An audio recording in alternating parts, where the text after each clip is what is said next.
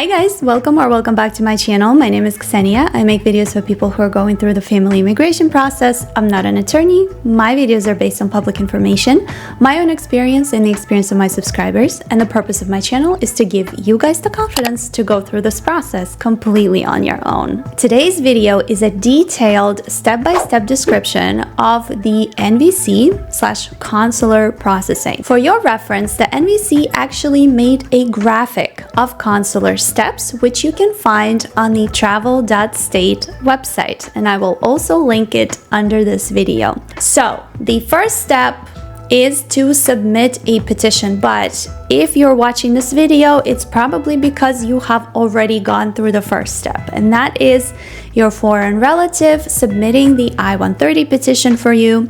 For consular applicants, after the petition is submitted, you must wait for this petition to be approved. After this petition is approved, USCIS will forward your approved petition to the National Visa Center, the NVC, and the NVC is what basically handles cases that are submitted from outside the United States. The NVC will notify you when they begin working on your case. So the NVC will begin pre-processing your case via the CEAC account, which is a separate account where you will fill out the remaining immigrant visa application, where you will upload all the necessary documents. This account is already created for you, and the NVC, once they receive your case,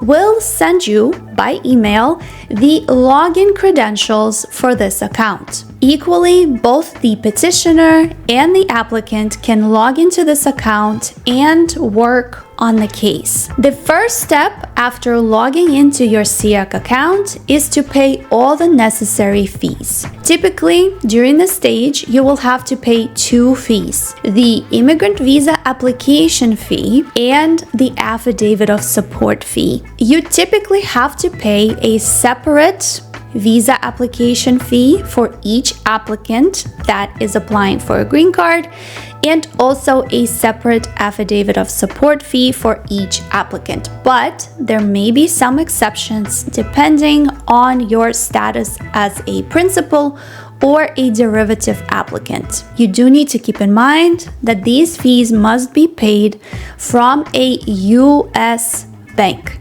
So most of the time, the petitioner who is located in the United States would be the one paying these fees, as it does require you to provide US-based account information. It is also important that you know that the fees are not processed immediately. You must allow some time before the fees are actually processed and marked as paid in your CEAC account. After the fees are paid, steps 4 and 5 refer to the affidavit of support and financial documents. These are completed by the petitioning sponsor. The affidavit of support is the form I-864 typically, and this form basically proves the petitioner's ability to financially support their applicant during their stay in the United States. If you have any questions, you can check out a video I made specifically explaining how to upload the affidavit of support and all the necessary documents, which I will also link under this video. The next two steps, 6 and 7, are to be completed by the applicant, and that is to fill out the DS-260 form, which is your actual green card application, and uploading all the necessary civil documents, which means supporting documents like your birth certificate and any additional documents that the NVC may ask from you.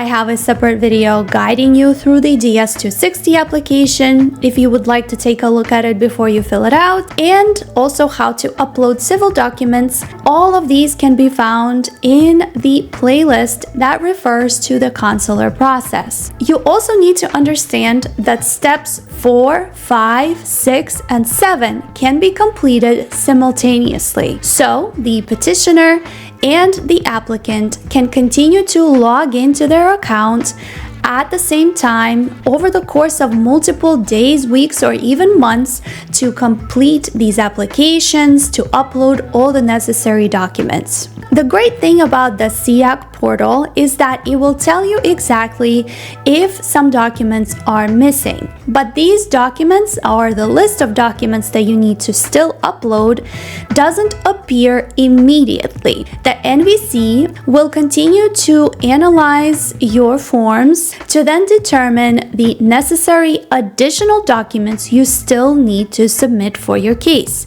So it is important that you continue to log into your CEAC account to make sure that you are not missing any important documents. Step 8 gives you some very important tips on how to properly scan and upload your documents to avoid rejection. And step 9 simply talks about the importance of clicking the submit buttons in order for the NVC to be able to access your documents and continue to process your case. A lot of applicants make the mistake of uploading all the necessary documents but forgetting to click the submit button. If any of the documents are listed as missing in your CEAC account under anyone's name, you will not be able to click submit.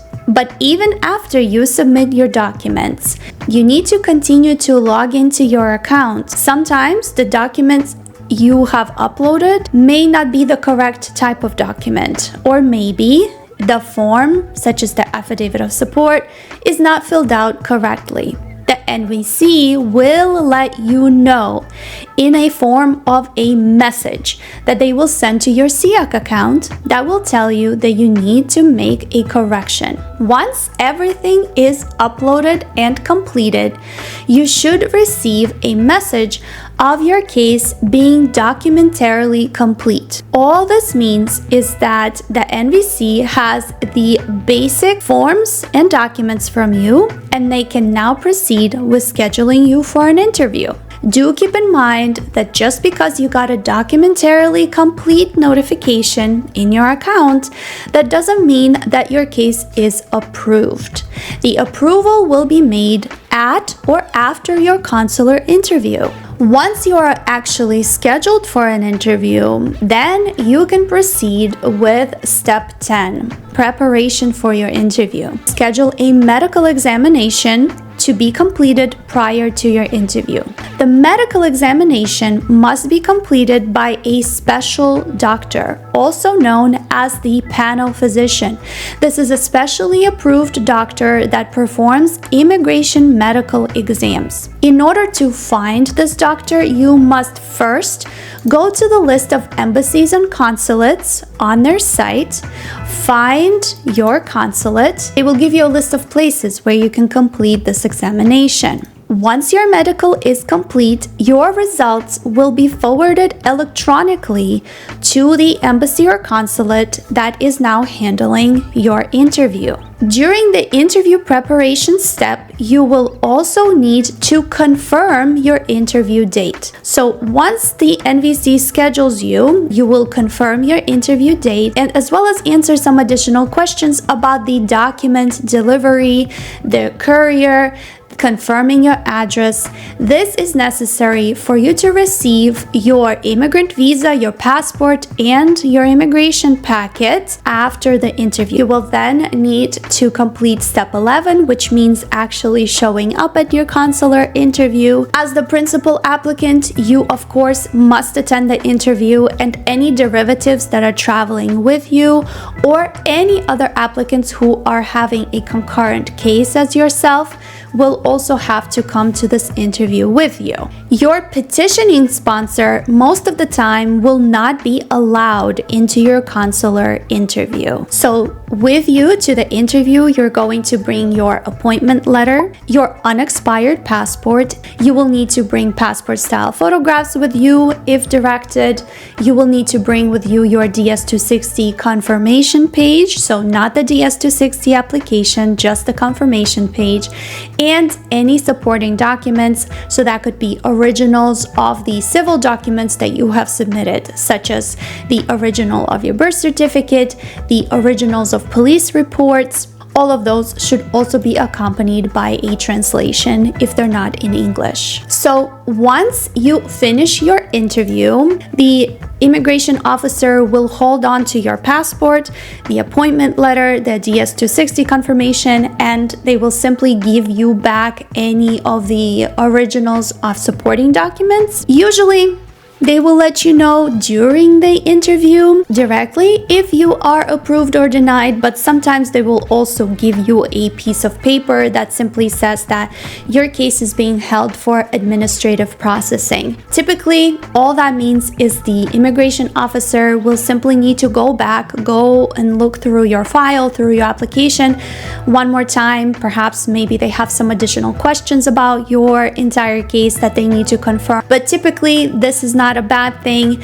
You will most likely receive your decision shortly after. You will most likely receive a notification from the NVC via email that tells you if your immigrant visa has been approved. And that means that you should be on the lookout in the mail for your passport and the immigration packet. The immigration packet typically contains the medical examination and some additional documents which must remain in this sealed envelope until your arrival to the United States. This immigration packet is to be opened by the immigration officer at the port of entry. There is an additional quick step if your immigrant visa is approved, and it can be completed before you travel or after you arrive in the United States.